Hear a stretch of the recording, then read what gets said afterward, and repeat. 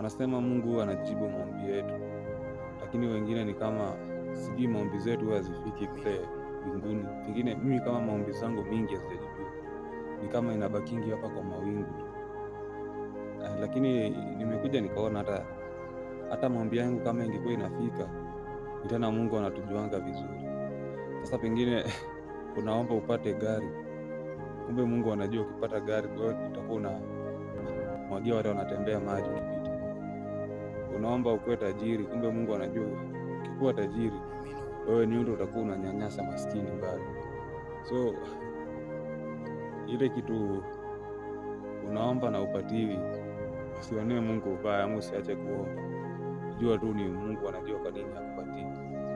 Otherwise sisi wote tungepatiwa zile vitu tulikuwa tumeomba, nadhani wengi wetu tungekuwa tumeacha kuomba.